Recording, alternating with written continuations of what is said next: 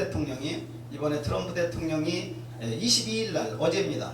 어제 이스라엘에 가서 이스라엘과 팔레스타인의 평화협정을 논의한다고 텔레비 자막에서 어제 저녁에 나왔습니다. 바로 그 2주 전에 팔레스타인은 블레셋입니다. 블레셋. 성경에 나오는 블레셋입니다.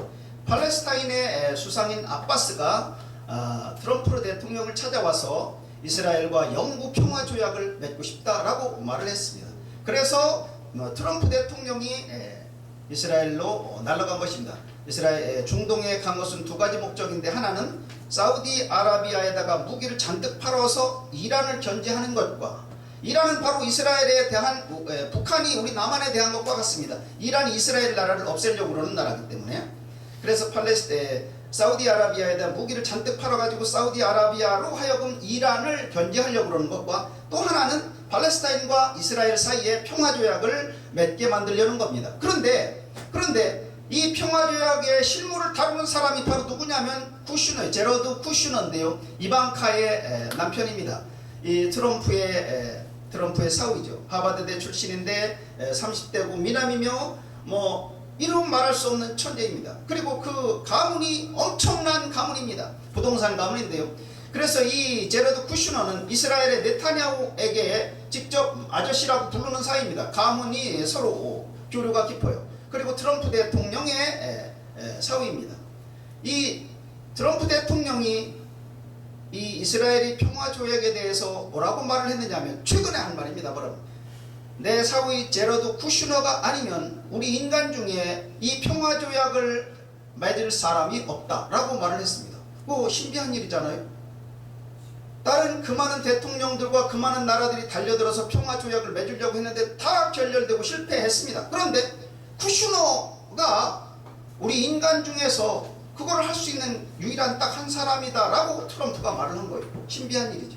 근데 이 쿠슈너가 누구냐면 이스라엘 사람입니다. 근본주의 유대교인입니다. 근본주의 유대교인이에요.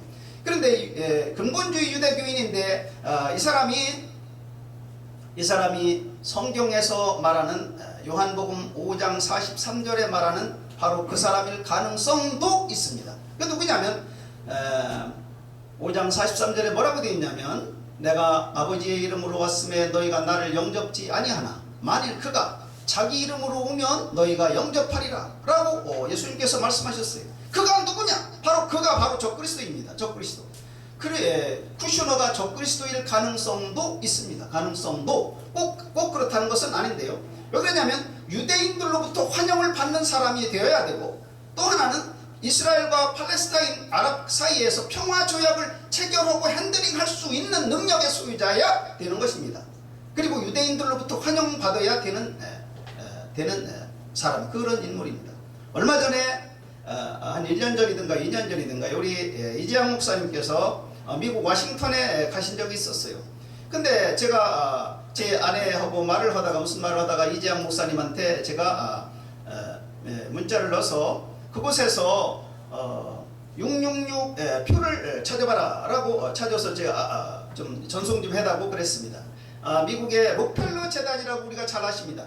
록펠러 재단이 가지고 있는 건물은 맨하탄에서 그 맨하탄 전 시민들이 맨하탄에 있는 엄청난 마철로 빌딩들이잖아요. 고층 빌딩들인데 그곳에 입주해 있는 모든 사람들이 먹는 물값을 다 대주는 곳이에요. 그렇게 돈이 많습니다. 제가 그곳에 갔을 때 안내자로부터 제가 그런 얘기를 들었었어요.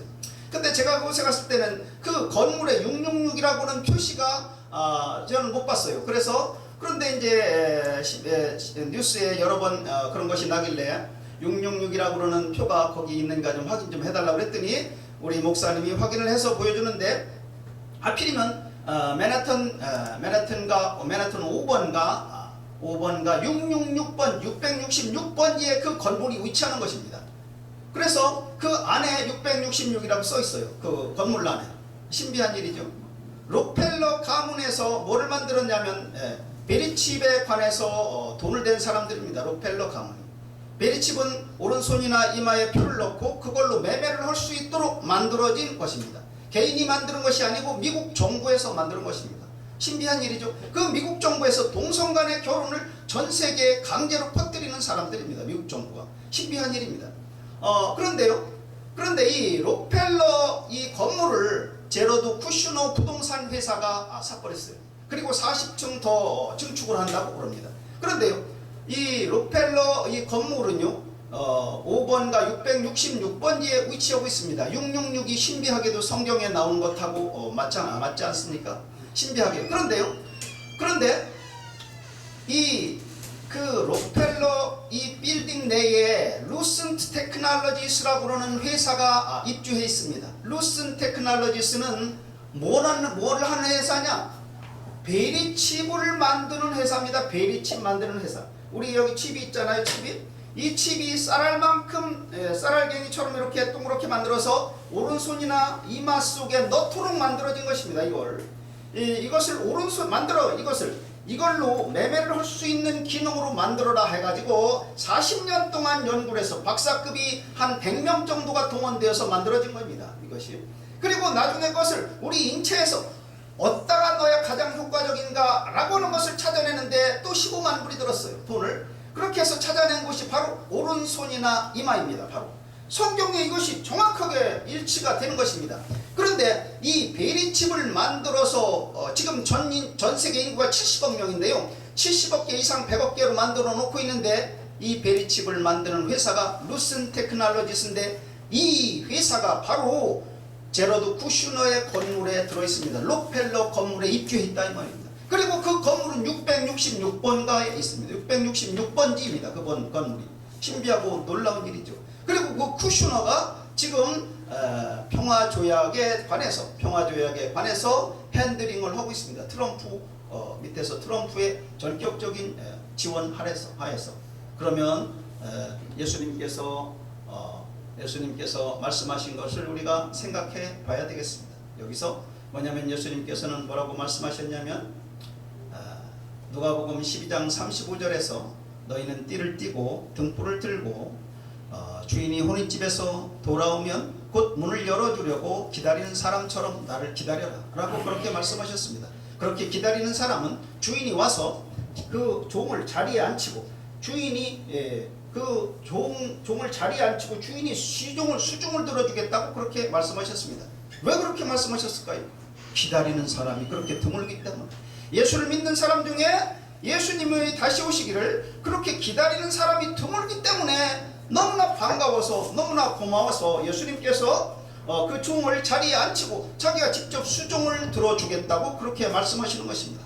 그러니까 우리 얼마나 주님 오심을 생각하고 마지막으로 시대에 맞춰서 대조해 봐야 되겠는가, 이것을 관찰해 봐야 되겠는가 하는 것을 알 수가 있습니다. 마지막 때에는요, 우리가 한 가지, 많은 그리스도인들과 많은 목사님들이 오해하고 있는 게 마지막 때 예수님께서 오실 때 그 예수님과 예수님의 군사들에 의해서 우리 인간 세상이 멸절되는 것입니다. 우리 인간의 군대가 다 멸절되는 것입니다.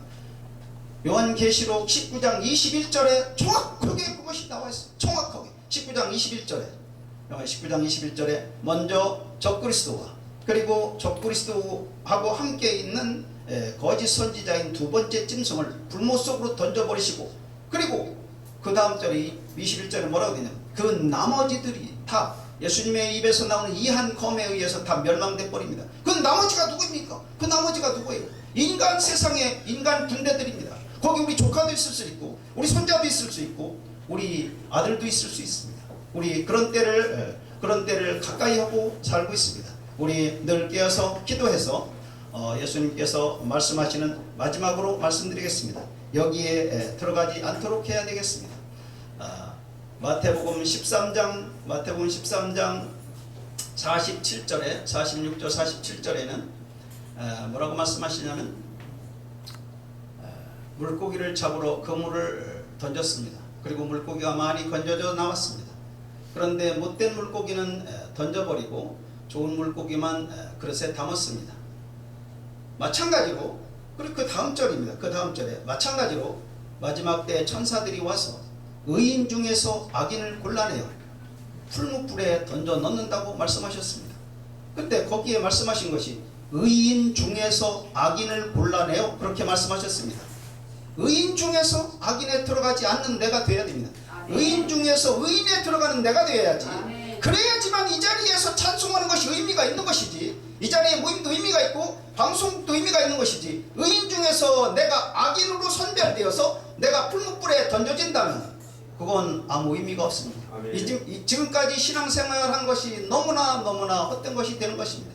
우리 모두 의인 중에서 의인이 되어서 주님의 축복 가운데 영광의 나라에 들어가서 영원한 젊음과 영원한 기쁨과 영원한 생명과 영원한 존귀를 나누시는, 그리고 누리시는, 영원히 누리시는 우리 모두 다 되시기를 예수 그리스도 이름으로 축원합니다. 아멘.